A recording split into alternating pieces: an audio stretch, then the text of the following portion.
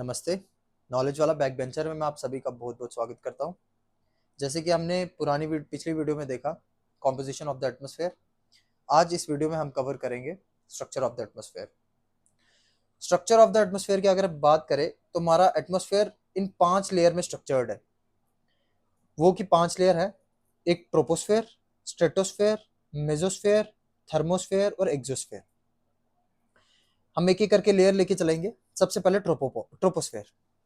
Troposphere एक हमारा ऐसा लेयर है जो सबसे पहला लेयर आता है हमारे अर्थ सरफेस से। अगर हम चालू करें चीजें तो ट्रोपोस्फेयर की यहाँ पे हाइट बताई गई है हमारे 0 to 12 किलोमीटर। लेकिन ये पूरा फिक्स नहीं है ऐसा। जो ट्रोपोस्फेयर है वो हमारा वेरी करता है इक्वेटर से पोल। जैसे इक्वेटर से हम पोल की तरफ जाएंगे तो हमारा जो ट्रोपोस्फेयर का जो हमारी जो हाइट है वो डिक्रीज होती है। जैसे मैं बात करूं पोल पे जो हमारी ट्रोपोस्फेयर की हाइट है वो 8 किलोमीटर तक रहती है, और इक्वेटर पे जो रहती है 18 किलोमीटर तक रहती है। आर करीब कहीं कहीं पे 16 भी आती है। तो ये वेरी क्यों करता है? ये वेरी करता है इसलिए वेरी करता है क्योंकि आपको मैंने पिछले वीडियो में बताया कि जहां पे ज्यादा हीट होती है वहां पे ज्यादा कन्वेक्शनल करंट उठती हैं। कन्वेक्शनल करंट उठने की वजह से वो डस्ट पार्टिकल्स या वाटर वेपर्स अपने साथ और ऊपर ज्यादा हाइट पे लेके जाता है अगर ज्यादा स्ट्रॉन्ग कन्वेक्शनल करंट हुए तो। उस वजह से इक्वेटर पे ट्रोपोस्फेयर की हाइट ज्यादा रहती है क्योंकि वहां पे हीट ज्यादा रहती है, कन्वेक्शनल करंट ज्यादा स्ट्रॉन्ग रहते हैं, और पोल्स में कंपैरेटिवली कम रहते हैं जिसकी वजह से उसकी हाइट कम रहती है, और वहां पे 8 किलोमीटर तक रहते हैं। तो अगर हमें एवरेज देखना पड़े ट्रोपोस्फेयर की बात कि ट्रोपोस्फेयर की हाइट कितनी होती है, अगर कहीं पे मार्क करना पड़े तो हमारी ट्रोपोस्फेयर की एवरेज हाइट होती है 13 किलोमीटर, और we can say that 12 kilometre round. तो जो हमने जैसे बात की ट्रोपोस्फेयर की बात की, अब ट्रोपोस्फेयर जो होता है, ट्रोपोस्फेयर की जो हाइट है ना वो डिक्रीज करती है जैसे जैसे हम 165 मीटर ऊपर हाइट जाएंगे ना, वैसे 1 डिग्री सेल्सियस हमारा टेम्परेचर नीचे गिरता जाएगा। ट्रोपोस्फेयर कहाँ? जहां हम रह रहे हैं काइंड ऑफ, जहां पे सारी एक्टिविटीज हो रही हैं। एक्टिविटीज कौन सी एक्टिविटीज? जैसे कि हमारा क्लाउड का फॉर्मेशन हो रहा है, जैसे कि हमारे वॉल्केनिक इरप्शंस हो रहे हैं, प्लेट्यूज जो बन रहे हैं, फिर ये सारी बारिशें हो रही है, ये सारी फिनोमिना, जैसे हमारे ऊपर यहाँ से नीचे से कन्वेक्शनल करंट उठ के ऊपर जेट बन रही हैं, ये सारी जेट्स, ये सारी चीजें हमारे ट्रोपोस्फेयर में हो रही है। सारे फिनोमिना हमारे ट्रोपोस्फेयर में हो रहे हैं। ट्रोपोस्फेयर के बाद आता है हमारा ट्रोपोपॉज। जहां पे भी ये पॉज लगेगा, स्ट्रेटोपॉज, मेसोपॉज, मतलब वहां पे टेम्परेचर कांस्टेंट रहेंगे, तभी उनको पॉज के तरीके से लिया गया। और ये जो है, ये जैसे पॉज आएंगे तो ये हमारी अगली लेयर को डिफरेंशिएट करेंगे। जैसे ट्रोपोपॉज आया वो ट्रोपोस्फेयर और स्ट्रेटोस्फेयर के बीच में डिफरेंशिएट करने के लिए, ठीक है। और स्ट्रेटोपॉज हो गया वो स्ट्रेटो और मेसो को करने के लिए। अगर स्ट्रेटोपॉज होगा तो ऑब्वियसली ऐसे हमने याद रखना कि अगर स्ट्रेटोपॉज है तो मतलब नीचे स्ट्रेटो होगा, अगर ट्रोपोपॉज है तो नीचे ट्रोपो होगा, ठीक है। ऐसे याद रखने का तरीका मैं बता रहा हूँ साथ साथ में, ठीक है। फिर हम बात कर रहे हैं अभी ट्रोपोपॉज की। ट्रोपोपॉज में मैंने बोला कांस्टेंट रहेगा टेम्परेचर जैसे भी रहेगा। फिर उसके बाद हमारी चीजें आ जाती है स्ट्रेटोस्फेयर की। स्ट्रेटोस्फेयर, स्ट्रेटोस्फेयर क्या है? स्ट्रेटोस्फेयर मेन जाना जाता है हमारा ओजोन लेयर के लिए, ठीक है। जैसे कि यहाँ पे लिखा भी है ओजोन लेयर के लिए जाना जाता है। ओजोन लेयर क्या है? ओजोन लेयर मैंने आपको लास्ट वीडियो में बताया कि ओजोन लेयर ऐसी है जो हमें प्रोटेक्ट करती है यूवी रेस से, हमारी अर्थ को। अब यूवी रेस कैसे प्रोटेक्ट करती हैं, अब मैं आपको थोड़ा सा एलेबोरेट करके बताता हूँ कि कैसे। जैसे कि आपको पता है कि 21% हमारा ऑक्सीजन हमारे एयर में, एटमॉस्फेयर में पाया जाता है। अब जो ऑक्सीजन है, ऑक्सीजन का फॉर्मूला क्या रहता है? ऑक्सीजन का फॉर्मूला रहता है O2। अब जैसे इस पे यूवी रेस पड़ेंगी ना, यूवी रेस पड़ेंगी तो ये ऑक्सीजन का जो एलिमेंट है वो दो में बढ़ जाएगा, O और O। अब ये जो O है, ऑक्सीजन है, सिंपल ऑक्सीजन एलिमेंट है, ये अनस्टेबल एलिमेंट है। ये रिएक्ट कर सकता है किसी के साथ भी, बहुत ज्यादा जल्दी रिएक्ट कर सकता है। तभी ये ऑक्सीजन मॉलिक्यूल्स के साथ रिएक्ट करके ये O3 बना देता है, जिसको O3 को हम बोलते हैं ओजोन, ठीक है। अब जो यूवी रेज है वो सारी यूज हो रही है ओ ऑक्सीजन O2 एलिमेंट्स को तोड़ने में, OO में। जब वो चीजें यूवी रेज वहां यूज हो रही है तो वो नीचे पहुंचने में उसको दिक्कत हो जाती है क्योंकि ऊपर ही यूज हो जा रही है। तो इसलिए हमारा स्ट्रेटोस्फेयर बहुत ज्यादा हेल्प करता है हमारी अर्थ को यूवी रे से प्रोटेक्ट करने के लिए। अब आपने ना कभी कभार ये सुना होगा कि एक बैड ओजोन होती है, एक गुड ओजोन होती है। उसकी भी हम चीजें बात करते हैं। अब एक बैड ओजोन होती है, एक होती है गुड। बैड ओजोन वो ओजोन को बोलते हैं जो कि ट्रोपोस्फेयर में पाई जाती है। ठीक है, और गुड ओजोन बोलते हैं स्ट्रेटोस्फेयर में पाई जाती है। ट्रोपोस्फेयर वाली बैड ओजोन इसलिए होती है क्योंकि जो जो ट्रोपोस्फेयर में ऑक्सीजन एलिमेंट्स होते हैं ना, वो जो ब्रेक होते हैं वो होते हैं गैसेस की वजह से। अब वो गैसेस कौन सी गैसेस हो गई, जैसे क्लोरीन हो गया, जैसे क्लोरीन हो गया, ब्रोमीन हो गया, इसकी वजह से हमारा ऑक्सीजन एलिमेंट टूटता है। लेकिन ये ऑक्सीजन एलिमेंट जब टूट के ओजोन बनाता है, तो वो जो ओजोन है हमारे लिए वो बड़ा हार्मफुल है। वो प्लांट्स के लिए बहुत हार्मफुल है, वो हमारे लिए बहुत ज्यादा हार्मफुल है, जिसकी वजह से उसको हम बैड ओजोन बोलते हैं। और स्ट्रेटो की जैसे हमने बात की, ये गुड इसलिए बोला जाता है क्योंकि ये यूवी रे से प्रोटेक्ट करता है। सिंपल सी बात होगी। ठीक है, चलो अब हम जाते हैं कहां पे, अब हम जाते हैं स्ट्रेटोपॉज पे। स्ट्रेटोपॉज की जैसे मैंने बात की, स्ट्रेटोपॉज क्या है, जो कि मेसोस्फेयर और स्ट्रेटोस्फेयर में डिफरेंशिएट करने के लिए हमने स्ट्रेटोपॉज लगाया है। ठीक है, अब स्ट्रेटोपॉज भी हो गया हमारा। अब स्ट्रेटोपॉज के बाद हम बात करेंगे मेसोस्फेयर की। मेसोस्फेयर, मेसोस्फेयर एक ऐसा लेयर है जो कि आने वाला कुछ भी अगर डिब्रिस आता है हमारा स्पेस से, या कुछ भी ऐसे पार्टिकल्स है जो आगे पीछे स्पेस में घूम रहे हैं और आते आते हमारे अर्थ सरफेस में एंटर कर देता है इन केस, तो वो क्या करता है, मेसोस्फेयर, मेसोस्फेयर उसको क्या कर देता है, उन पार्टिकल्स को बर्न अप कर देता है। जितने भी मेटेओर्स, जैसे आपको ये दिख रहा होगा, ये आ रहे हैं आते आते, ये लाइट है, ये लाइट नहीं है, ये लाइट जो है ये उनको आग लग गई है, आग लगने के कारण वो एशिस में कन्वर्ट हो जाता है, जिस वजह से मेसोस्फेयर की वजह से, मेसोस्फेयर की वजह से हमारे ये जो डिब्रिस है वो हमारे अर्थ पे सीधा डायरेक्ट अटैक नहीं कर पा रहे। ठीक है, इससे भी मेसोस्फेयर हमें प्रोटेक्ट कर रहा है। अगर मेसोस्फेयर की मैं अगर एक और बात बताऊं आपको, कि मेसोस्फेयर जो है सबसे ज्यादा कम टेम्परेचर अगर हमारी अर्थ में देखा जाए ना, सबसे ज्यादा लोएस्ट टेम्परेचर हमारा मेसोस्फेयर में ही पाया जाता है, सबसे ज्यादा। अगर कोई पूछे कि हमारे एटमॉस्फेयर लेयर में सबसे लोएस्ट टेम्परेचर कहाँ पाया जाता है, सबसे लोएस्ट टेम्परेचर पाया जाता है हमारा मेसोस्फेयर में।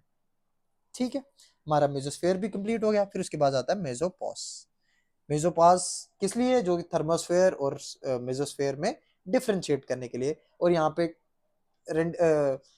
ऐसे टेम्परेचर कांस्टेंट ही रहता है। ठीक है, अब थर्मोस्फेयर की बात करें। थर्मोस्फेयर, थर्मोस्फेयर बहुत ज्यादा इंपॉर्टेंट है।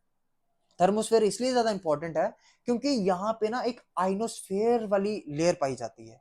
आइनोस्फेयर की जो लेयर है वो वैसे तो थोड़ा मेसोस्फेयर का अपर पोर्शन भी होता है, थोड़ा सा थर्मोस्फेयर भी कवर करता है, और थोड़ा सा एक्सोस्फेयर का लोअर पोर्शन भी कवर करता है। ठीक है, अब जैसे ये कवर कर रहा है, अब थर्मोस्फेयर क्यों इंपॉर्टेंट है, थर्मोस्फेयर इसलिए इंपॉर्टेंट है क्योंकि यहाँ पे ना अरोराज होते हैं। अरोरा बोrealis सुना होगा आपने, अरोरा ऑस्ट्रालिस सुना होगा। जो अरोरा ऑस्ट्रालिस है ना, ऐसे याद रखना, अरोरा ऑस्ट्रालिस है मतलब ऑस्ट्रेलिया नीचे पड़ता है साउथ जोन में, मतलब साउथ में, मतलब नीचे हमारा क्या हो रहा है, अरोरा ऑस्ट्रालिस। और अरोरा बोrealis कहाँ होता है, हमारा नॉर्दर्न में, नॉर्दर्न जो नॉर्दर्न लाइट्स जिसको हम बोलते हैं। ठीक है, ऐसे याद रखने का तरीका बता रहा हूँ, बाकी इसके बारे में लेबोरेटरी वीडियो बनाएंगे हम बाद में, इसमें पढ़ेंगे। थर्मोस्फेयर में ये फिनोमिना अक्सर देखा जाता है। क्यों देखा जाता है, क्योंकि इसमें आयनोस्फेयर का एक चीज होता है। आयनोस्फेयर क्या होता है, जिसमें आयंस पाए जाते हैं। आयंस क्या होते हैं, जैसे हमारे एटम्स होते हैं, ये जो छोटे छोटे एटम्स होते हैं, जब ये चार्ज हो जाते हैं ना, तो वो आयंस बन जाते हैं। किसी में पॉजिटिव हो जाते हैं, किसी में नेगेटिव आयंस हो जाते हैं, जिस वजह से ये नेगेटिव एंड पॉजिटिव आयंस जो है वो ऐसे ब्यूटीफुल लाइट्स को रिफ्लेक्ट करते हैं, जिसकी वजह से हमें ये अरोरास दिखती हैं। ठीक है, अब ये अलग अलग, अब ऑब्वियसली बात है, जो अरोरा जो हमें भी दिखेंगे ना वो ज्यादा हाइट्स पे दिखेंगे, ज्यादा हाइट्स, जैसे आप नॉर्थ में चले जाओ कहीं रशिया के ऊपर, वहां पे रशिया वाली साइड, फिनलैंड स्वीडन वाली साइड, कनाडा वाली, यूएसए, यहाँ पे तुम सारी नॉर्दर्न की लाइट्स देख सकते हो। ठीक है, ये थर्मोस्फेयर का हो गया। और थर्मोस्फेयर की सबसे मेन बात ये कि जो रेडियोस तुम्हारे चलते हैं, रेडियो चलने पर सबसे पहले रेडियो से जो रेडियो जॉकी जहां से बोल रहा है वो वहां से सिग्नल भेजता है थर्मोस्फेयर तक। फिर थर्मोस्फेयर जो है वहां पे आयंस है जो कि साउंड वेव एनर्जी को रिफ्लेक्ट बैक करते हैं अर्थ पे। ठीक है, तो वहां से जैसे रेडियो से सिग्नल जाएगा, फिर वो थर्मोस्फेयर पे जाएगा, थर्मोस्फेयर से वहां पे आयन से रिफ्लेक्ट बैक होके हमें रेडियो के सिग्नल आवाज सुनाई देते हैं। सिंपल सी बात। अब हमें थर्मोस्फेयर के बारे में हमने पढ़ लिया।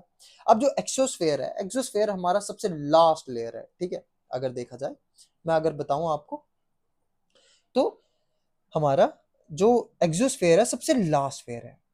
ठीक है, एक्सोस्फेयर में हमारे मेन जो हमारे जो इनसैट की सैटेलाइट्स हैं, बड़ी बड़ी सैटेलाइट्स हैं, वो हमारा एग्जोस्फेयर में पाया जाता है। वहां पे क्यों, और वहां पे होल्ड करने के लिए क्या है, हमारा जो अर्थ का मैग्नेटिक फील्ड है ना, उसके थ्रू वो सारी चीजें चलती हैं एग्जोस्फेयर में। ठीक है। हमने थर्मोस्फेयर में जो क्या रहता है, थर्मोस्फेयर में ना हमारे सैटेलाइट स्टेशन होते हैं। जैसे मैं बताऊं तो सैटेलाइट स्टेशन होते हैं यहाँ पे। सैटेलाइट स्टेशन इसलिए एग्जोस्फेयर में क्यों नहीं रख सकते, क्योंकि अगर एग्जोस्फेयर में रखेंगे ना तो वो रीच से बिल्कुल बाहर हो, क्योंकि वहां पे मैग्नेटिक फील्ड बिल्कुल जीरो हो जाता, बड़ा कम हो जाता है मैग्नेटिक फील्ड, जिस वजह से जो हम स्टेशन की स्टेबिलिटी है वो मेंटेन नहीं कर सकते, इसलिए हम थर्मोस्फेयर में रखते हैं उसको। ठीक है। अब हमने ये भी पढ़ लिया। अब हमने उसके बाद अगर हम बात करें तो एक मैग्नेटोस्फेयर होता है जो एग्जोस्फेयर में ही होता है। ठीक है। अब जो मैग्नेटोस्फेयर होता है उसकी हाइट रहती है 1000 किलोमीटर से लेकर 36,000 किलोमीटर तक। यहां तक हमारी मैग्नेटिक फील्ड रहती है लास्ट। तभी मैंने आपको बात कही कि मैग्नेटोस्फेयर, ये एक्सोस्फेयर में जो मैग्नेटोस्फेयर आ रहा है, यहाँ पे जियो स्टेशनरी ऑर्बिट्स हमारे इनसाइड जैसे सैटेलाइट्स होती हैं यहाँ पे। इस जोन को हम इस जोन को हम वैन एलन रेडिएशन बेल्ट के नाम से भी जानते हैं। ठीक है, ऐसे कॉमन नाम है, कभी कभार नाम भी पूछ लेता है यूपीएससी आगे पीछे। तो हमने ये पढ़ा। अब जैसे कि आप इस डायग्राम से मैं अगर और आपको चीजें बताना चाहूँ, जैसे आपने देखा ये ट्रोपोस्फेयर में हमारे माउंट एवरेस्ट, ये सारे माउंटेन्स आ रहे हैं, हमारे क्लाउड्स बन रहे हैं। और ट्रोपोस्फेयर में ये क्यूमुलोनिम्बस और साइक्रस क्लाउड्स भी बन रहे हैं। फिर उसके बाद स्ट्रेटोस्फेयर में भी क्लाउड दिख रहे हैं। ये सबसे जो जो मेसोस्फेयर में क्लाउड पाए जाते हैं ना, ये सबसे हाईएस्ट क्लाउड होते हैं। और इन क्लाउड्स का नाम है नॉक्टिल्यूसेंट क्लाउड्स। ठीक है, ये सबसे हाईएस्ट क्लाउड्स हैं।